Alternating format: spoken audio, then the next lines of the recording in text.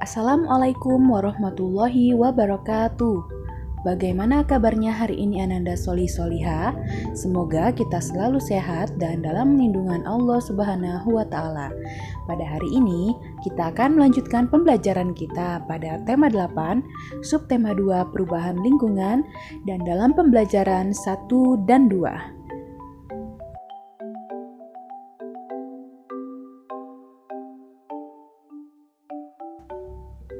Nah, berikut ini adalah siklus air tanah. Proses siklus air menyebabkan air bergerak meninggalkan tanah ke udara. Selanjutnya, air turun lagi ke tanah dalam bentuk hujan. Nah, air yang turun ke tanah ini ada yang masuk ke dalam sungai dan mengalir kembali ke laut. Ada juga air yang tergenang membentuk danau. Air yang turun ke tanah ada yang masuk dan bergerak ke dalam tanah melalui celah-celah dan pori-pori tanah serta batuan. Air yang masuk ke dalam tanah ini kemudian menjadi air cadangan atau sumber air. Air cadangan akan selalu ada apabila daerah peresapan air selalu tersedia. Daerah resapan air terdapat di hutan-hutan. Tumbuhan hutan mampu memperkukuh struktur tanah.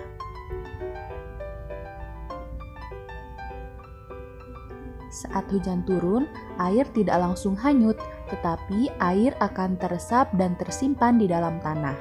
Air yang tersimpan dalam tanah akan menjadi air tanah.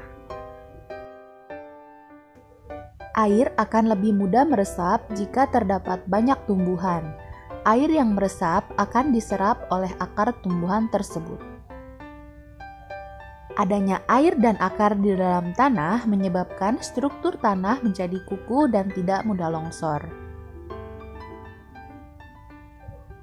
Nah, menyimak uraian tersebut dapat disimpulkan bahwa keberadaan hutan sangat penting. Hutan berperan dalam penyimpanan air.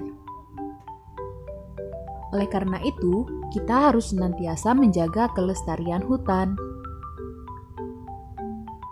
Saat ini, hutan banyak yang gundul akibat penebangan liar atau pembakaran.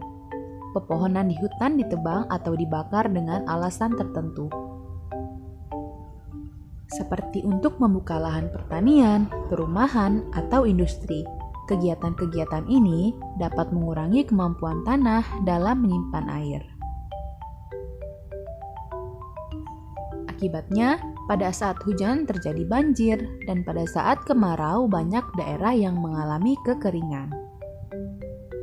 Pembangunan jalan yang menggunakan aspal atau beton dapat menghalangi meresapnya air hujan ke dalam tanah. Akibatnya, pada saat hujan air tidak dapat meresap ke dalam tanah. Hal ini menyebabkan terjadinya banjir dan air menggenangi jalan-jalan.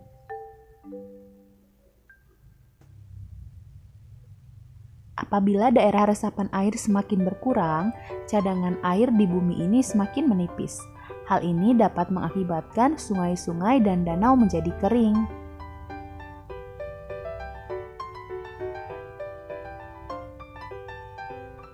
Keringnya sungai atau danau menyebabkan proses penguapan semakin menurun. Menurunnya proses penguapan ini menyebabkan berkurangnya pengendapan titik-titik air di awan. Keadaan ini tentu mengurangi terjadinya hujan.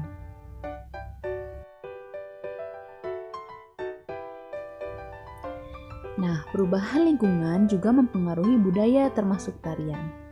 Tarian daerah berkembang mengikuti perubahannya. Namun, perkembangan itu juga masih mengikuti aturan dasar tari, termasuk pola lantai. Apa yang dimaksud dengan pola lantai?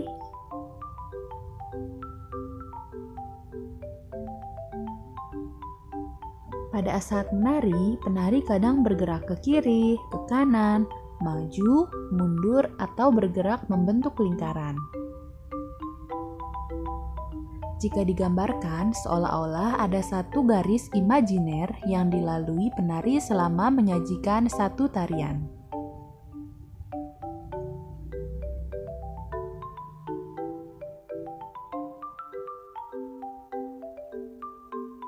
Garis Garis imajiner juga dapat digambarkan dengan melihat formasi para penari dalam memperagakan tarian. Para penari dapat membentuk formasi garis lurus, lengkung, segitiga, atau lingkaran.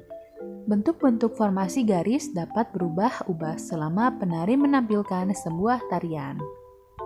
Garis imajiner yang dilalui oleh penari saat melakukan gerak tari disebut dengan pola lantai.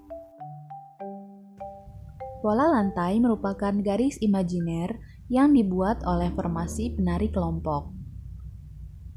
Secara umum, pola lantai berupa garis lurus atau garis lengkung. Bentuk pola garis lurus bisa dikembangkan menjadi berbagai pola lantai, seperti horizontal, diagonal, garis lurus ke depan, zigzag, segi empat, dan lain-lain. Bentuk pola garis lengkung dapat dikembangkan menjadi berbagai pola lantai, seperti lingkaran, angka 8, garis lengkung ke depan, dan garis lengkung ke belakang. Perhatikan gambar berikut.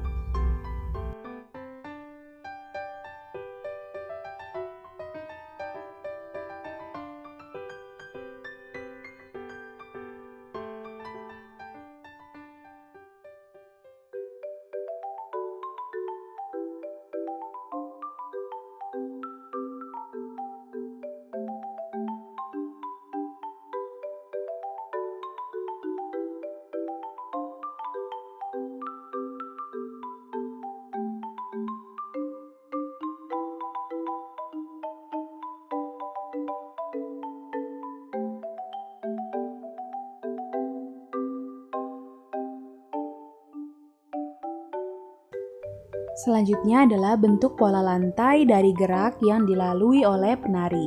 Perhatikan gambar berikut.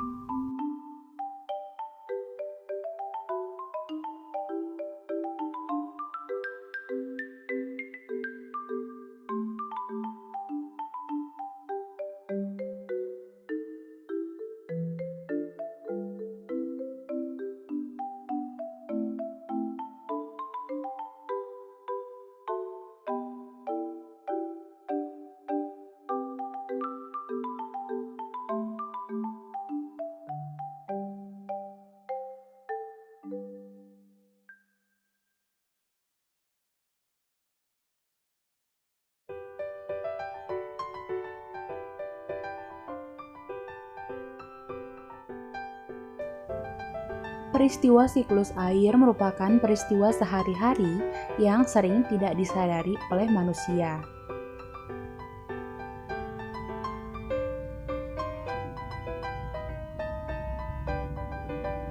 Siklus air menghasilkan air bersih yang berguna untuk kehidupan manusia. Manusia memerlukan air bersih antara lain untuk keperluan rumah tangga, keperluan industri, dan juga pertanian. Siklus air menghasilkan air bersih. Pada saat proses penguapan, kotoran pada air tidak ikut menguap. Uap air yang menguap adalah uap air yang bersih. Pada saat turun hujan, air dihasilkan adalah air bersih yang siap digunakan untuk berbagai keperluan. Air hujan yang jatuh sebagian akan diserap oleh tanah, lalu menjadi air tanah. Air tanah adalah air yang mengalir di bawah permukaan tanah. Air ini biasanya lebih jernih dan bersih karena sudah tersaring oleh lapisan tanah dan akar tumbuhan. Untuk mendapatkan air tanah, manusia membuat sumur dengan cara menggali lubang.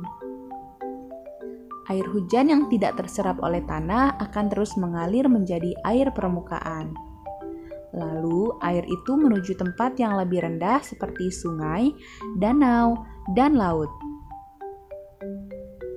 Air permukaan adalah air hujan yang tak dapat diserap oleh tanah, tetapi diserap oleh permukaan tanah, sehingga mengalir di atas permukaan tanah dan kemudian menguap kembali. Air ini biasanya lebih kotor karena mengandung lumpur. Air ini juga biasanya membawa berbagai macam material dari proses erosi. Pada musim kemarau, air hujan yang turun menjadi berkurang. Air hujan yang turun biasanya langsung diserap oleh tanah menjadi air tanah. Jika air sungai dan danau surut akan menyebabkan berkurangnya penguapan air sebagai pembentuk titik-titik air di awan. Akibat dari semakin sedikitnya awan adalah semakin berkurangnya curah hujan. Oleh karena itu, sumur-sumur penduduk pun menjadi kering. Dan di saat inilah biasanya terjadi kelangkaan air bersih. Jika kelangkaan air bersih terjadi dalam waktu yang panjang, bencana kekeringan akan terjadi. Mari kita biasakan menghemat penggunaan air dalam kehidupan sehari-hari. Demikianlah pembelajaran kita pada hari ini. Ibu akhiri, wassalamualaikum warahmatullahi wabarakatuh.